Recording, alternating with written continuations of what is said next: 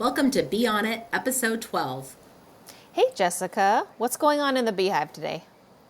Hi, Debbie. Have you ever had a traumatic event where you could have died? I certainly have. Tell me more.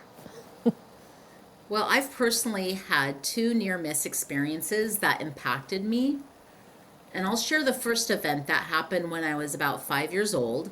I can still remember it like it was yesterday. My family was spending the day at the river. It was summertime, and my little sister and I had not yet learned how to swim at this point in our lives. And we were playing close to the shore, and unfortunately, we wandered a little too far where a drop off was, and boats anchored for the day. And in that moment, my sister and I could no longer touch the bottom, and I knew we were in trouble. I knew I had always felt this responsibility to protect my little sister. So I was just trying to make sure that I was lifting her up so she could scream for help. And so we were just kind of going, bouncing up and down out of the water, kind of taking turns, catching a, minute out of the water to breathe and then back down again. And I just remember that I had to try to save us. I remember there being a boat there with a woman looking down, horrified at us as we were trying to keep our heads above water. I remember screaming for help. I remember going back down and then my sister screaming for help. And finally my mom noticed and told my dad, because my mom at the time, she doesn't know how to swim. So she couldn't save us, so she got my dad to come out and grab us, and thank goodness that she did. It, saved us. We were, didn't have much longer before we had, we would have passed out. But yeah, I learned a lesson that day. I learned that, there are people that freeze, and there are people that take action, and what was I going to be? And it was just, I don't know, it was kind of an interesting learning lesson to have to learn at 5 years old. But I knew that in order to survive and keep my sister and I alive, I had to do something. How far were you from the beach line? Not far. Unfortunately, it's just one of these Pacific Northwest rivers that has a marina nearby, and there were, dredged areas where a boat could anchor pretty close to shore. Okay. We weren't that far off from the shoreline at all, and it just was one of Wow. those bad drop-offs that no one would have known had you, as a 5-year-old looking at it now, there's a boat anchor there, so obviously it had to be deep enough for a big boat to anchor there. But we were literally just a few feet prior to that drop off, just standing and playing and, having a great time splashing in the water. So, yeah, just forewarning, it doesn't take much in a, non swimming pooled area to lose your footing and have a drop off nearby, Oh pretty my, close to shore. that is so scary. Yeah. Because you didn't It know how to was. swim. Your sister didn't know how to swim, right? No, no, we hadn't had swim lessons weren't a thing like they are in today's society. I mean, they just weren't a regular, like, you learn how to swim when you learn how to swim. It wasn't like a program that you could go to like it is now. But eventually we did. We learned how to swim and became excellent swimmers. But yeah, never forgot that scary story, and like how I just felt this sense of responsibility and just, to take action and make sure that, I kept my sister safe and myself safe as well. But my first thought was keeping her safe. That's Just always amazing. this sense of protecting my little sister and surviving. Like, there was no if, ands, or buts about it. We had to survive. That's amazing that that thought even came to you, and that survival instinct just dawned on you, and you were able to take action at that age and so quickly. Because if you had a drop off, that probably, and you sunk down even further into the water. Oh man, that must have been shocking. Thinking about all these years later, oh yeah, there's so many things that could have happened, and that's a river that has taken a lot of lives. It's not, unusual. There are tons of people that have passed away in that river, so it's pretty common. But yeah, almost drowning really did change my perspective as a kid. And I don't know how many 5-year-olds learn that lesson about, taking action or just standing by, but that was a big life lesson for me. And what was I going to be? I don't know if you've ever had anything like that where you've questioned, what would you do? You had to make a split decision, you know, what was your, like, what pivotal moment in that time of that accident did, affected you, and how did it change your life? Yeah. For me, it changed everything on how I looked at everything. Wow. So it was okay. And that woman that was nearby who was just watching and doing nothing, that sounds like a scene out of a nightmare. I honestly, I can You kind of know, see a movie, like I can see a movie reel of this scene and you kind of peering up and seeing this woman and she's just like not doing anything. she didn't do anything, and I don't know if she froze. I obviously she did nothing, and nothing was ever. I mean, we never said anything to one another. I mean, I was a little kid. My dad took me out of the water, and my sister out of the water, and I don't remember much after that, of her anyway. I don't know if she just didn't realize that we were drowning. I mean, I don't know how she couldn't. I mean, we were yelling for help. Clearly, we weren't playing around. We looked, scared and frightened, and we were yelling for help. So I don't know why she didn't. She looked horrified, but she most certainly didn't do anything. And And that haunts me today. I'm that is haunting.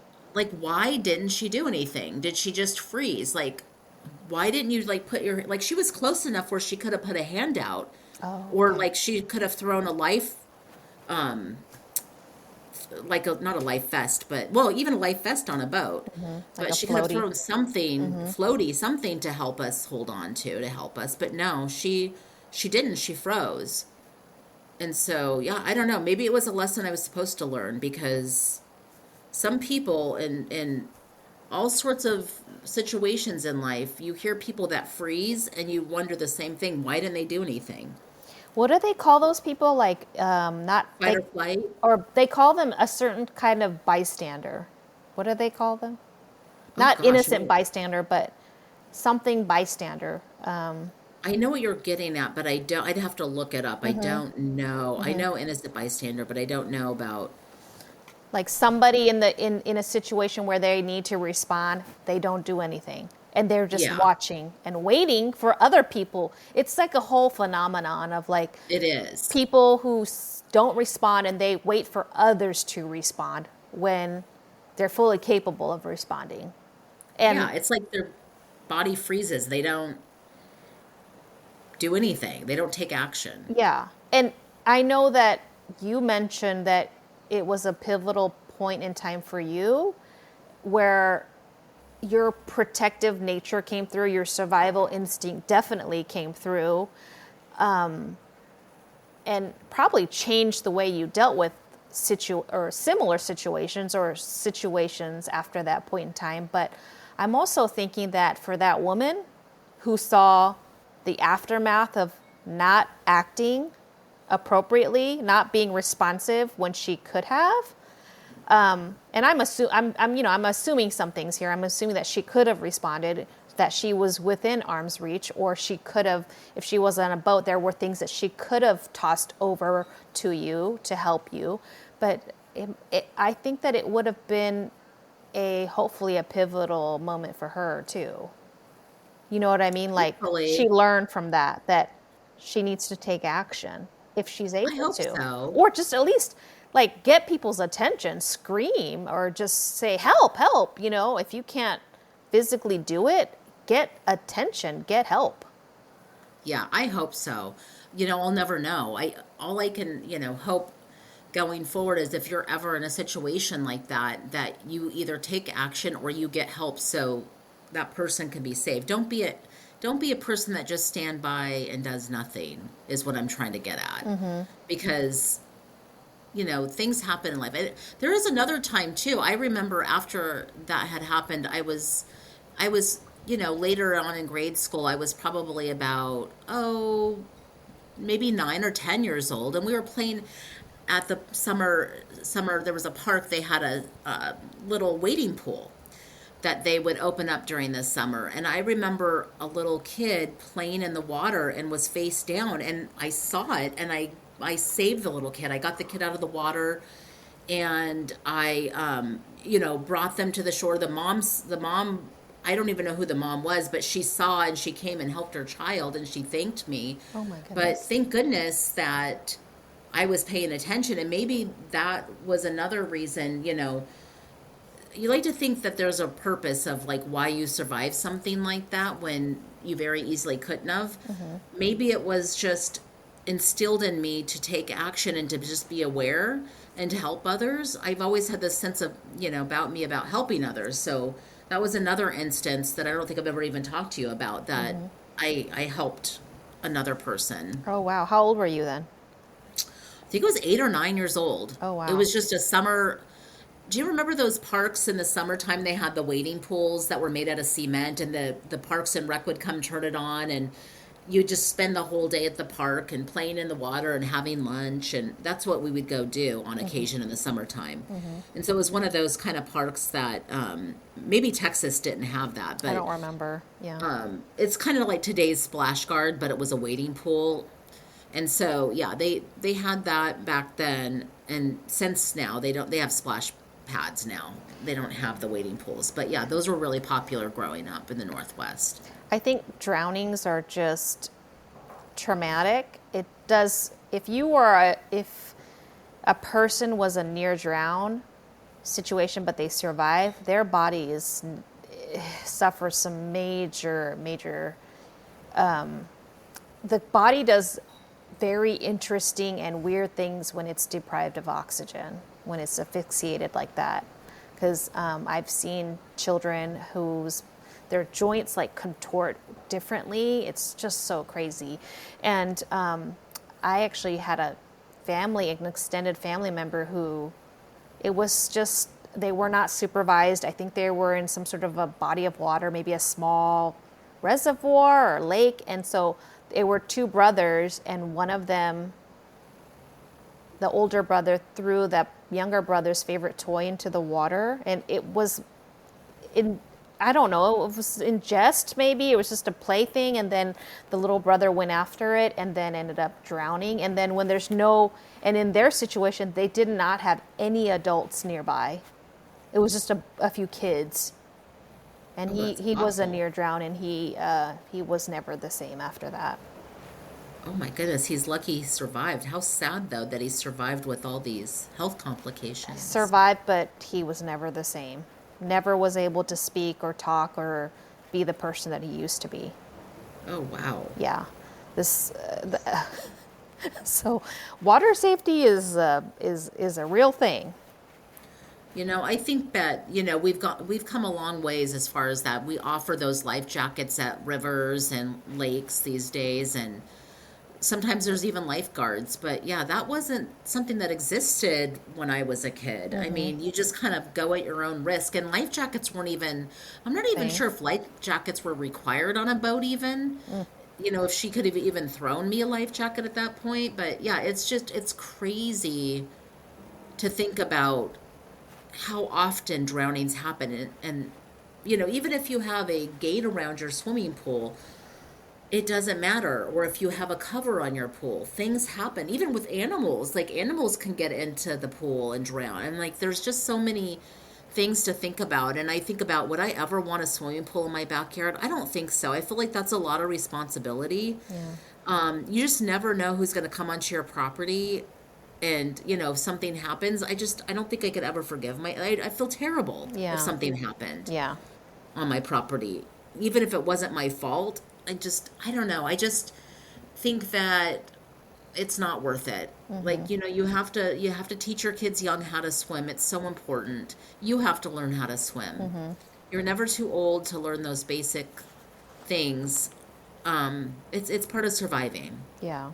And now that we've come such a long way from then, definitely make sure that you have the gear when you're in the water, the life vest, Yeah. and you keep your eyes peeled for people who could be struggling in the water.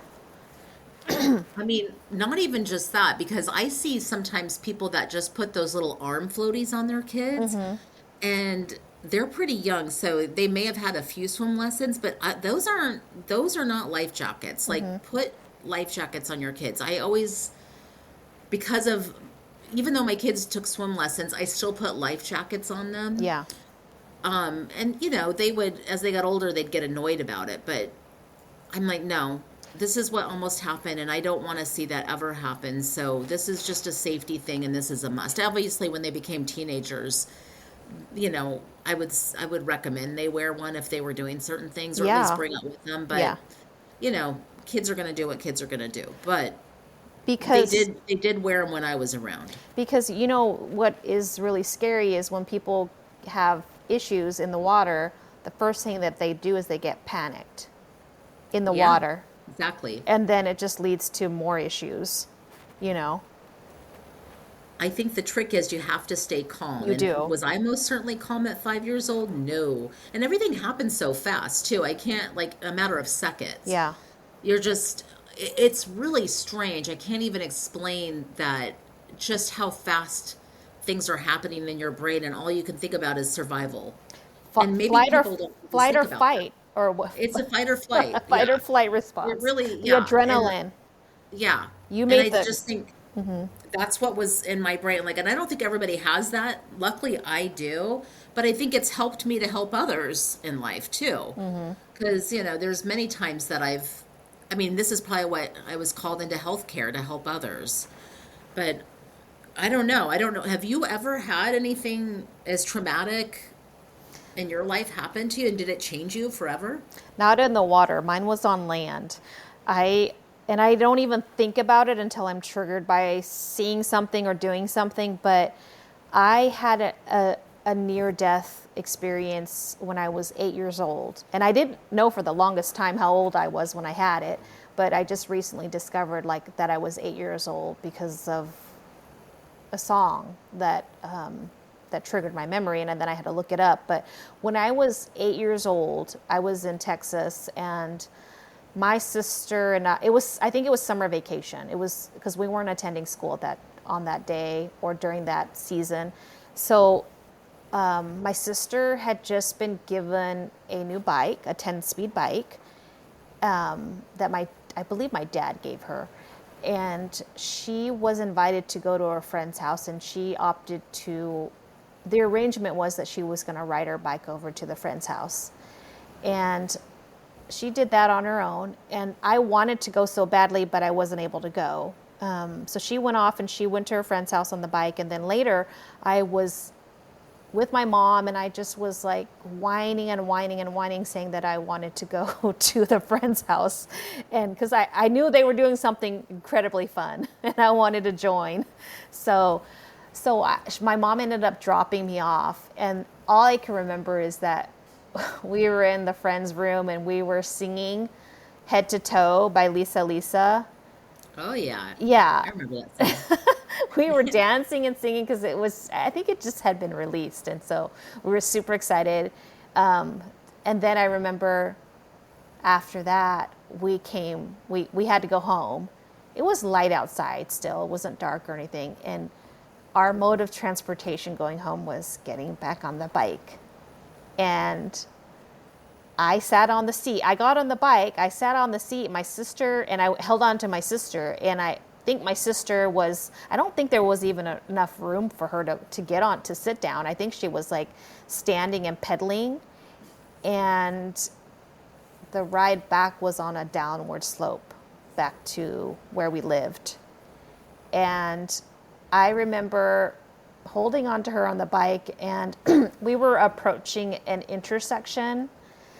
And I remember saying, "Slow down." And that was the last thing I remembered before we ended up colliding with another vehicle. I think it was the back of a truck, like a small pickup truck that was thankfully driven by an elderly man who was driving the speed limit or under the speed limit. And so that probably helped us from getting more injured. But I basically blacked out. And the next thing I remembered was that both my sister and I were lying on the pavement. And at that point, when I woke up, EMT had been called and they were on the scene. And I remember an EMT, a paramedic guy, was talking to me, and I was just like, where's my sister? And he said she was over there. And then I also asked, my next question was, where's our bike, and is our bike okay?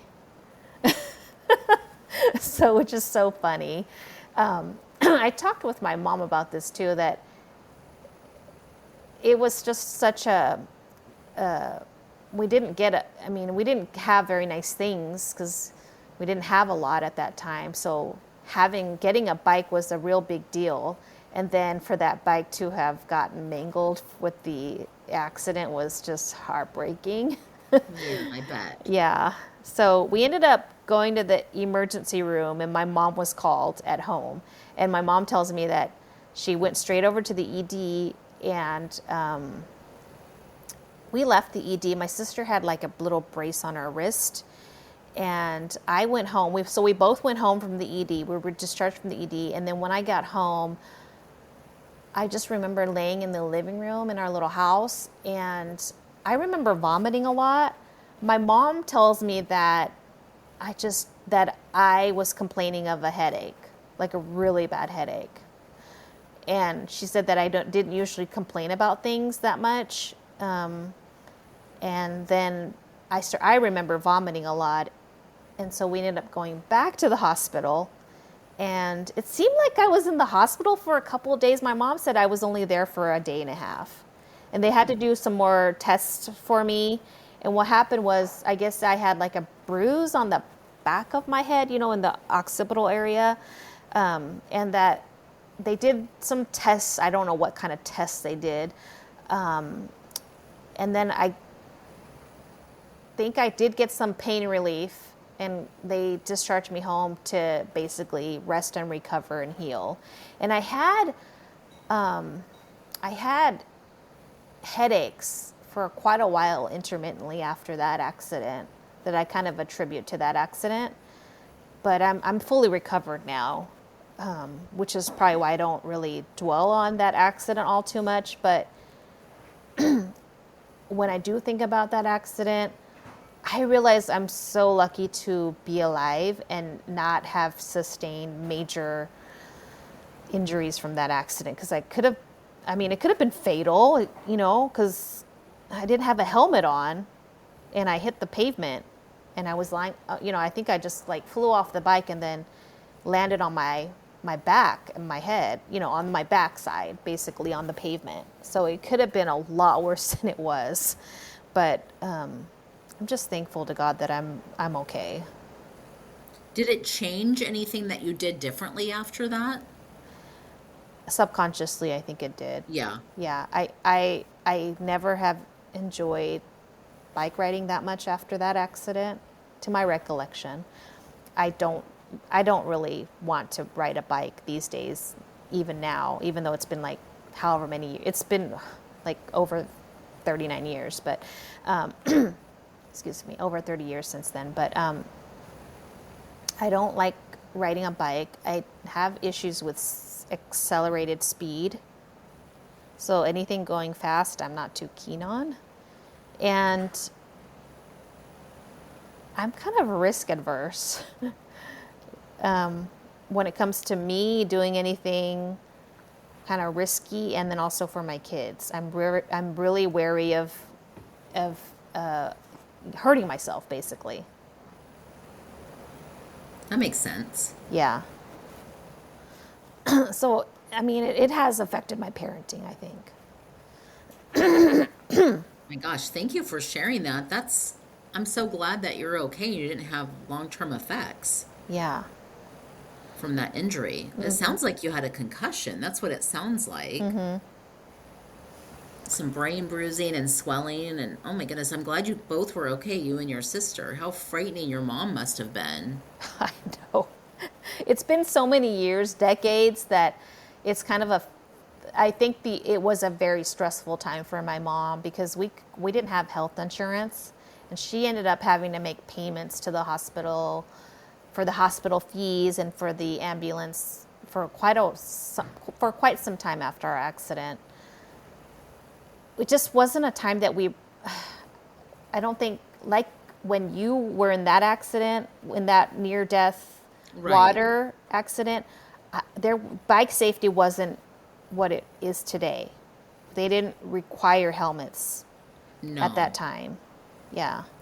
I remember it becoming law when my kids were little. Oh, okay. I never knew Yeah. when that happened, In but Vancouver, anyway. I don't know about the rest of the United States, but for us, it required kids had to wear helmets while riding bicycles. And so, of course, I always made sure my kids did. yeah. Because I grew up riding bikes, and I know the potential danger that bikes, being on a bike, especially around the Northwest, potholes. I mean, I remember flipping off my 10 speed and hitting a pothole, and that didn't feel great. And luckily, I was okay. But there's so many people that have been hit on bikes, and it's just, you have to definitely be aware of your surroundings, and you have to just, I always rode against traffic too, because I like to see what's coming at me. I don't want to be, surprised from behind either. And you always want to make sure your brakes work. There's nothing worse when your brakes don't work. Yeah, you Don't want want to a find that out. no, That's yeah, frightening. you want a bike that's actually functioning well. I mean, Right. I don't think although my sister was given a bike, we weren't taught traffic, like we weren't taught how to maneuver with the bike and how to be safe in traffic. No, that wasn't a thing. Just go ride your bike. That's what we did. We were free spirits. So we weren't taught those things. So it's definitely important that if you give your children a bike or a scooter or anything, where there's risk involved, that they know exactly what they're getting into. They know the laws and they know how to avert risk. They need to stop at the stop sign. Exactly. That's a You big know, one. don't carry passengers. Wear That's your right. helmet. Exactly. Don't you don't have to be a helicopter parent, but you definitely need to afford your children that training. I think it's important too, that kind of bike awareness and making sure that everything's up to date on, and working properly on your bike too. Like chains will come. There's nothing worse on a 10 speed. Remember the chains breaking and then you're like pedaling for nothing. And then your bike will fall. I mean, you And won't, then your bike will because the fall or the wheels won't. kickstand doesn't work. Oh yeah. It's like all those things. They've come a long ways with bikes, but now they have bikes that are bigger tires, that can go on sand, that can go on, mountain bikes, all sorts of bikes out there these days that are equipped for all sorts of environments, but nothing equips you for somebody else, what somebody else is going to do. So you just have to be aware for sure. I'm like, oh, it's so crazy. We're Yeah, just we're just such our bodies are fragile. Like it they doesn't take are. much to get hurt. And It doesn't. if it's you against the pavement, as I tell my kids, the pavement will most likely always win. Like you'll get I hurt. agree. You'll sustain an injury. Exactly. My goodness. Well, I had mentioned earlier that I had two near miss experiences, and the other one that I had was when I was 21 years old. Um, I had kind of felt off at work all day, and it was summertime, so it was hot out anyway. And I thought I was drinking enough water, but in hindsight, I wasn't counting how much water I drank, but I just kind of just felt slightly off. And I thought, well, my boyfriend and I have plans to go get dinner afterwards. Maybe I'll feel better after I get something to eat and, drink some more water. So when he picked me up, we were heading to the restaurant and I kept passing out. And I still, in the back of my mind, ignored that and thought, well, I just need to hydrate and maybe I'll feel better after I get something to eat. So we ate dinner. I still felt off and we were walking back to the car and I completely passed out and collapsed. And I just remember waking up to paramedics staring at me and saying, I could hear somebody telling the other paramedic that my pulse was thready, and I knew that wasn't good. And they were putting me in the ambulance, and that my boyfriend said that he was going to follow. So they took me to the hospital. They ran all sorts of tests. My boyfriend called my dad. My dad came, and they ran tests and hydrated me and some of the tests were inconclusive, so they discharged me home, and I just remember getting home, passing out again. And then after that, I started to feel better, and I thought, well, I must have just been, I just must have been dehydrated. And so, eventually I felt better, and I went to my chiropractor, and he noticed that I looked a little dehydrated, and I thought, "Well, that just confirmed that, I probably was just dehydrated." And about, a month after, I had this pain in my chest that radiated into my back, like I pulled a bad muscle. And I had been working out, so I legitimately thought that maybe I had pulled a muscle from one of the workout machines. But the only difference was it just kept getting worse. And at one point, I looked at my boyfriend and I said, "I think I'm dying. Please take me to the hospital." It was just so bad, and I knew something wasn't right, that I was having trouble breathing. He took me, and it turned out after they did some testing that I had an embolism. And for those that don't know what an embolism is, it's a blood clot in your lung, and my lungs collapsed as well. So I spent months recovering, and they had me on warfarin, which is a blood thinner. And then about a year later, they tested me to see what was going on. And it turns out I had what they call protein C deficiency. And what that is my body's ability, essentially means my body doesn't have enough of this protein C, to regulate blood clotting effectively, which in turn increases the risk of abnormal blood clots. So that meant that I would have to be on blood thinners for the rest of my life in order for me not to continue to get blood clots, which when you get a blood clot, you never know where you're going to get it. It could be an aneurysm. Mine just happened to go to my lungs, because I've had two in my life. The first one, I didn't, we had no idea what that was. And then the second one, I was aware of what was going on, and I was able to drive myself to the emergency and tell them what was happening. So just crazy, crazy recovery. It took months of recovery. It made me wonder, what was my purpose? Like, how did I survive these two major things that I shouldn't have survived? Like, I was dying. I was not well, and luckily he got me to the hospital when he did, and I got the help that I needed. And Debbie, it really made me question, what was my purpose?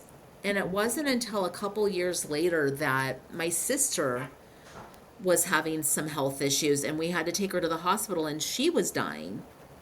And turns out that they were kind of trying to figure out what was going on. And I said, "Hey, I have this genetic situation. Could she possibly have it?" So they asked for my medical records, and I sent it to them. And they were able to do some tests, and they were able to discover that she had blood clots in her bowels. And so she was sick for quite some time, but I guess that was my purpose, maybe to help her get the help she needed in a timely manner. I mean, they figured it out, but it really did affect her health in so many ways, and it took her a long time to recover. And I don't know, I just, those two major events in my life just kind of changed who I was forever, and had me questioning what was my purpose and why am I still here. And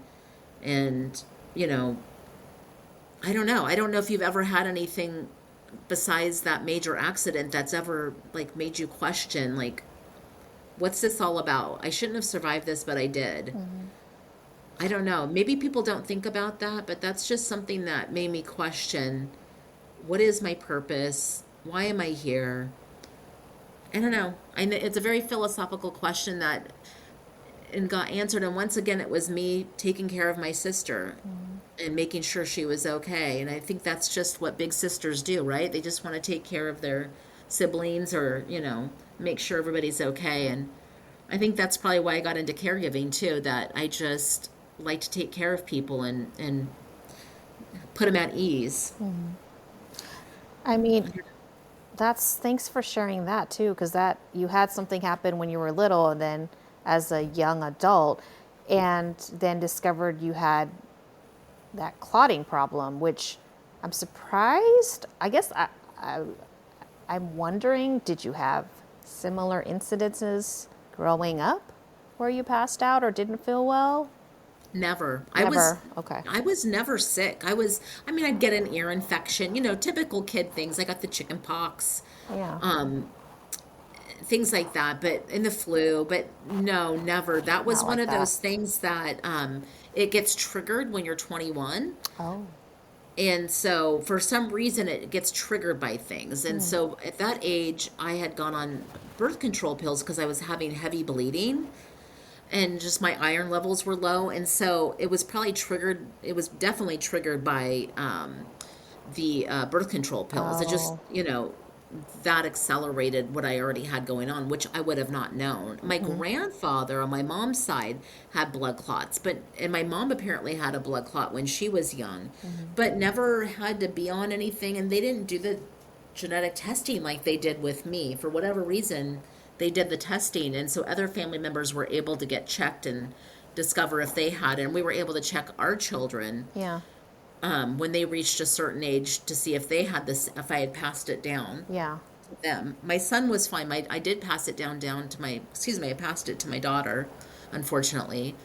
But she's the only person that knows early on Hmm. that things she has to be aware of. She doesn't have to be on any medication, but she definitely has to let people know, hey, this is what I have and this could potentially be an issue. Hmm. And she just is definitely aware. Hmm.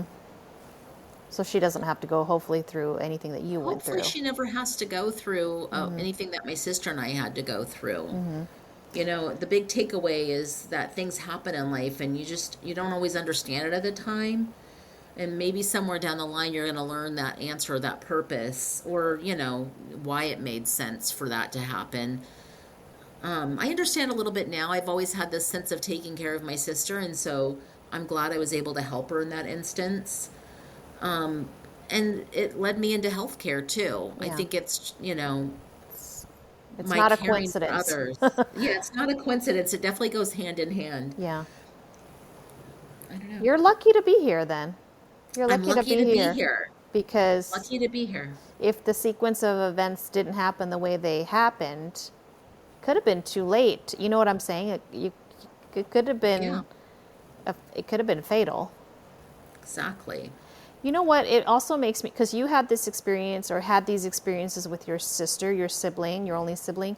I had this experience with my sibling and my sister. I have another sibling too, but I think for some reason it makes me think of the the real deep connection that you have with your sibling, and then it just hones in on this truly this not more than just genetic, but just relationship, this spiritual, this bodily connection that you have with your sister. Like It's sisters have a connection. we've always been very connected on a very deep level. Yeah. Like we just know things. Like we would come out, if I was at our house for the weekend, we'd come out wearing the same outfit. And we didn't even live together at the time. Oh, weird. We would just like end up buying the same things. It's almost like this, we were only 18 months apart, so it was almost like twin behavior. I can't even explain it. It's we would just we would finish each other's sentences. We would say the same thing, or I would have something on my mind and all of a sudden she would talk about it.